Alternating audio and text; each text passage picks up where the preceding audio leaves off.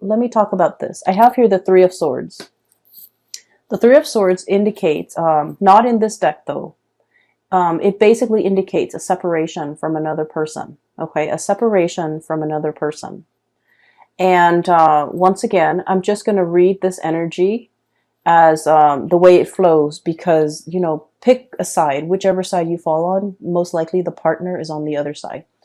I feel like there has been a separation between you and another person. And I almost feel like between you and another person, you might have been waiting for their return. They might have been waiting for your return.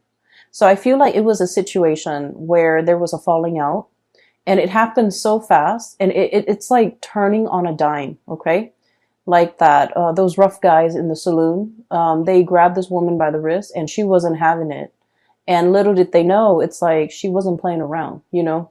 And so I feel like it's a situation where, if it was like an argument, if it was a fight, if it was a falling out, it escalated very, very, very quickly. And I feel that it happened so fast that neither of you were aware of what was happening. Okay. And I feel that it just happened so fast. And before you know it, the situation was like full blown, I guess, conflict. And then I also feel like now that, you know, you and the other person have had time to cool down, both parties have not been in communication and both parties were kind of like, now that you're away from it, now that you're calmer, now that the adrenaline is not racing, and now that you have a little bit of distance and perspective, both of you are wondering like, you know, what exactly happened? How did things escalate so fast? How did, you know, what started out supposedly, like what started out as a joke? How did it get out of control? Like, how did the situation go haywire? And I feel that you think they owe you an apology. Okay. And I feel that you're scanning the horizon, trying to figure out, you know, trying to see what they're doing, trying to see if they're coming back, trying to figure out what they're up to, trying to figure out where they are, and trying to also figure out, you know, what you should do about the situation. So I feel like physically you might not be in contact with this person. Once again, the Three of Swords, it indicates like physical distance, emotional distance, a rift, a falling out, a situation that was quite painful. And I feel like for some of you, you're waiting for them to return. For others of you, I feel like this could also be like a long distance relationship where you're waiting for somebody to come into the picture. So I have here the Three of Wands, and this is your energy, this giraffe here. In the traditional Rider-Waite deck, it's the man on the hill. He's got like he's got like two wands behind him, I feel, and then there's one wand that he's holding on his right hand, and it's a depiction of your ships are coming in, right? So the stereotypical interpretation of that is waiting for your ships to come in, waiting for something to come into the picture, waiting for the payout, waiting for this moment where there's contact, there's communication, and for the arrival of another person. But what has happened here is we have the journey, okay? This is the Six of Swords. This is sailing to a safer place. And there is, I love the way this is depicted because there's so much serenity associated with it, okay? The blue color, the dragonfly, the calmness, the stillness, the serenity. And so I feel like you took a giant leap away from this situation. There might have been months or weeks or a lot of time that have elapsed between the last time you interacted with this person. I feel like they're trying to figure out like what you're up to. What are you doing? Where are you right now? Who are you with? Are you going to apologize?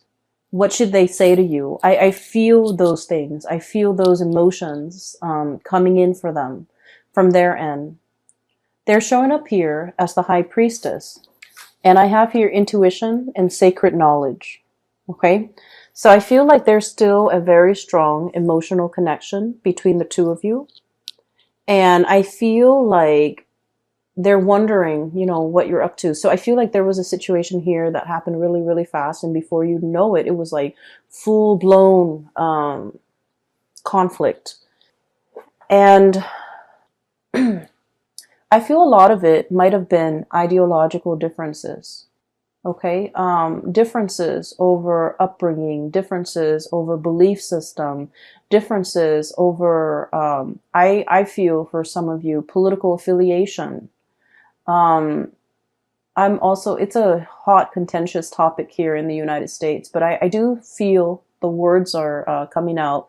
Political affiliation, political alignment, even like, religion. I feel like it's, these are really important topics. And I feel that the way that you both had this conversation, or whenever this conversation came out, it started out very, very quickly. And then because of your ideological, like deeply ingrained ideological differences, I feel that it turned into conflict and you could not see eye to eye. And a lot of the times, okay, being a fixed sign as yourself, you might be dealing with another fixed sign. So fixed signs are Leo, Scorpio, Taurus, and Aquarius. A lot of the times with fixed signs, we strongly identify very strongly with our belief system. And we often feel that if someone disagrees with our beliefs, they disagree with us as a human being. And we also feel like because we identify so strongly with our belief system, our beliefs are an extension of ourselves. So if someone disagrees, it means they're not accepting us as a person. And so we can't help but, have this visceral, like gut-wrenching reaction whenever somebody disagrees with us. And I feel like that might be what happened here. It's like you're not backing down, they're not backing down. And at the end of the day, it created this rift between the two of you. And I feel that you're still looking at each other. I feel that you're wondering, did they move away? Have they gotten over me? Are they gone for good? Are they going to be coming back? Are they going to apologize? And I feel like innately there wasn't a lot of compatibility between the two of you. But we don't have to be compatible with another person in order to be with them or in order to love them. What I feel here is with this Three of Swords, look at that moth, okay? It's like a moth being drawn to the flame, okay? It's in their DNA. It's what they're designed or bred to do, okay? Drawn to the shiny objects. So I feel like the person that you're dealing with might be the moth, and as a fire sign, of course, you are the flame. So it's sort of like they're very, very drawn to you because of how different you guys are. And then I also feel like their admiration of you really feeds your ego.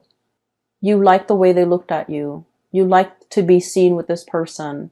You like it's like when you're with them, you feel a lot more confident. You feel a lot more complete. You feel a lot more appreciated and things like that. So I feel like it's potentially, like at its best, it's a very uplifting type of a relationship. At its worst, there are a lot of ideological differences, down to the way that, you make the bed, down to the way that you do your laundry. So I feel like, one person's always on time, the other person's always late. Like it narrows down to all of these key things that are required when two people, have to share space, have to be in a relationship, have to work alongside each other. And I feel that it has been very difficult. Once again, let me explain this giraffe imagery. I didn't finish it earlier, but I did explain this to the previous sign, which is Cancer. So, it's the man waiting for his shit to come in, waiting for something to come into the picture, right? Waiting. And, look at the giraffe. They have a really long neck, right? It basically, allows them to look further and see things at a distance where other land animals cannot. Okay. So I feel like you have the gift of foresight. You have the gift of long-term planning. You're not impulsive like the other fire signs. Aries and Sagittarius are extremely impulsive. Um, you don't have that impulsiveness that they have, which, often get them in trouble. And I also feel like you plan things out, and methodically you do things, plan things out, and you kind of like play it out in your mind before you rush into something. And then I also feel like the other person, they might take a different approach. They might have been like, let's jump in first and then ask questions later.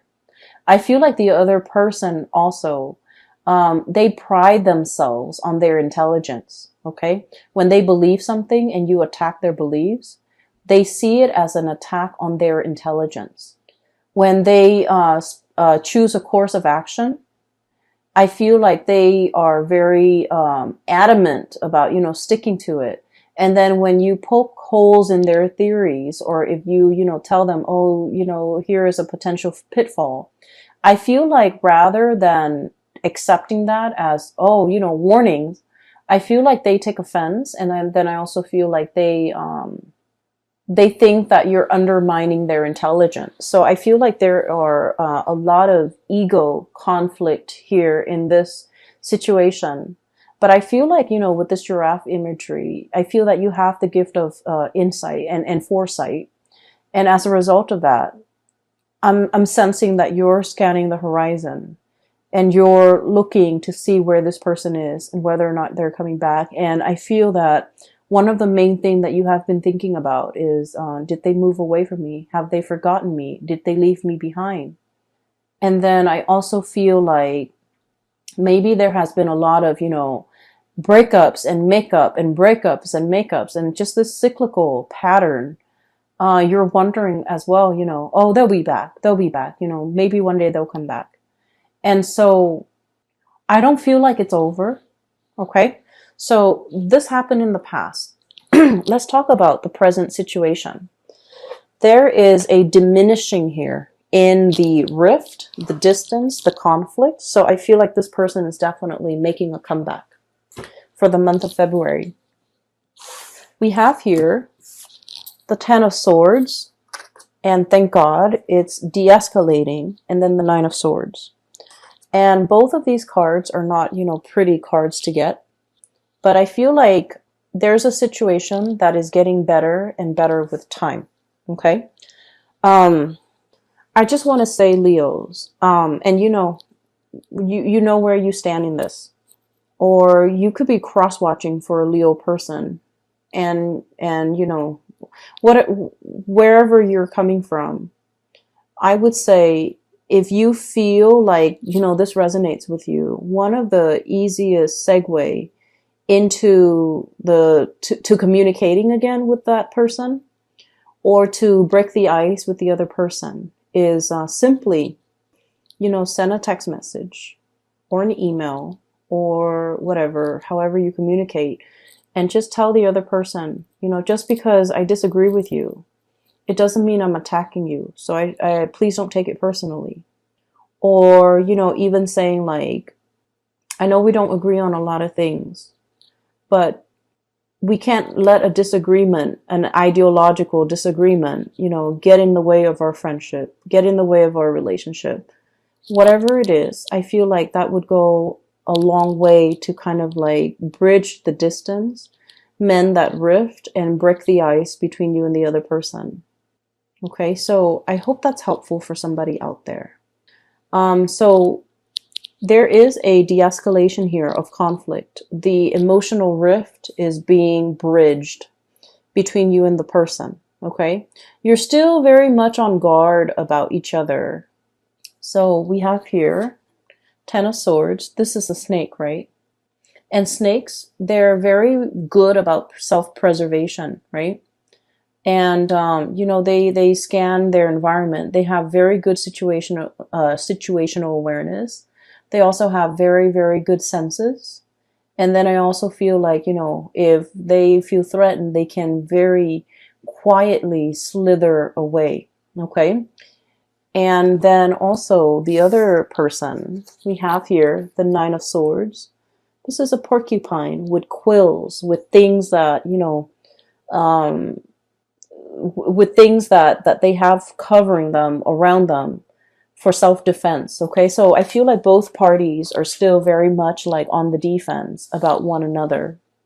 And then if you're like that beautiful woman in the saloon, and you know some rough people are coming at you, or even, you know, if somebody has treated you wrong and now they're coming back at you, I feel that you have your weapons, you have your method of self-protection. Okay, so I do feel like when this conversation happens, it's going to require both parties to be kind of like upfront and honest and not aggressive. Okay, so aim to be as like non-threatening, non-aggressive as best as you can. And I feel like, you know, once again, it takes two to tangle. And so if the other person is coming at you aggressively, and especially grabbing you, touching you, and, you know, trying to have their way with you, I do feel that you're going to give them a piece of your mind, and you're not going to let that situation slide. Okay, and then I also feel like with the other person too, if you come at them very aggressively, I feel like they're going to match the aggression. And so there's potential here to de-escalate. So in this connection, both parties need to kind of like act from their higher vantage point, or from that, you know, from their higher self, and come into this very calm, very collected, and, you know, just talk rather than letting hands and things like that, body language and whatever, do the talking. So I feel like it's a very fragile situation, and it needs to be handled with care, and it needs to be handled with kitty gloves, and it needs to be handled in a very delicate way. Okay, so that means soft voices, soft body language. Um, and a lot of the times, you know, as a fiery, passionate sign, we pour our entire being into the things that we do, the things that we say, the things that we believe in. And at a drop of a hat, we can explode, and we can, you know, get very defensive, and we can also lash out. And once again, I feel like you're dealing with another person who is just as passionate, who is just as opinionated, who is just as stubborn, who is just as prideful. And so we can't, you know, fight fire with fire here. Okay. And once again, I'm not saying that, you know, you have to make up with this person, but I feel that you're wondering what they're up to. And I feel that you're thinking. And then I also feel for many of you, you're kind of fed up as well. And so depending on where you fall in the spectrum, I just feel like maybe coming back to this person right now might not be the best option, because you're still very hot-headed. You're still, you know, you still have a lot of adrenaline in your veins. But I do feel that you're wondering what they're up to. Okay. So this is like the outcome here, the last 4 cards. I feel that there's a situation swooping in. Okay, so for some of you, we have here the Ace of Wands. So this is like really strong passion, something that is really giving you, you know, it's stirring you from the inside. It's making you feel alive again. It's making you feel the passion, the raw excitement. So this is something that is very much like, it's understandable, and it's something that is a lot more in alignment with you. So I feel like, you know, this person really stirs up, you know, you have like such a gut reaction to them, the way that they are, the things that they do. For some of you, it could be like someone who's your opposite, like an Aquarius, for example. For others of you, it could be another fixed sign, just somebody who is quite stubborn, okay? And then for others of you, I do feel like I do feel like might be, like a long-term relationship partner. You might be married to them. You might have a relationship with them. And I say that because we have here the Four of Wands and then the Shaman, which is like the Hierophant. So I feel like this is definitely a relationship here.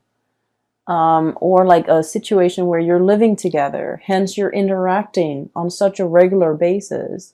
And then I feel like, the passion is really strong, but so is the dissonance between the two of you.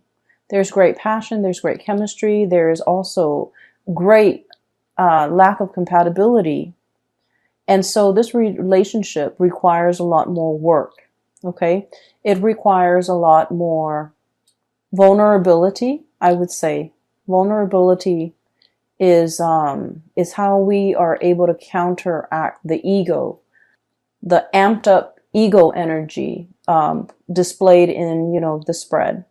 So I feel like that's what's happening. Somebody is very hard-headed, and then the other person is like, it's a turn on, but also it's a turn off. It's a turn on when it's about mutual things, like things that you both are passionate about. But it's also a turn off when you're trying to work together as a unit and you can't agree on things. And it's especially a turn off if one person takes offense that the other person doesn't do what they're asked or doesn't do what they're advised to do, doesn't take advice or doesn't heed advice. And so I feel like if it's a long-standing relationship, couples therapy might be very beneficial for the two of you, because I feel like and I don't want to downplay this, but from an outsider's perspective, looking in, we can see what's wrong with the relationship, whereas the people who are in the relationship, it's harder for them to see because they're looking at things a little bit, more subjectively. And so I feel like, in order, like couples counseling, couples therapy would be able to flip the script a little bit to allow you to put yourselves in their shoes and to allow them to put themselves in your shoes, to know where you're coming from, to know where they're coming from, and to have like a different perspective when you're dealing with each other. That way, it's kind of like that light bulb moment where the two of you start to see eye to eye. It's like role reversal, step into each other's shoes for a day and see what it's like on the other side. And so I feel like couples therapy, I even feel like, just having a very real talk with one another, drop the ego and drop the act. And it's going to be very enlightening. Okay. There is a lot of passion here. I feel like it's lacking in love, but it doesn't mean that it's not there or it can't be built or it can't be established. I just feel like there's a lot of raw energy, like passion and chemistry. So the connection is very dynamic, and no wonder you're so drawn to this person, and no wonder this person is so drawn to you, because like it feels to me like pure adrenaline.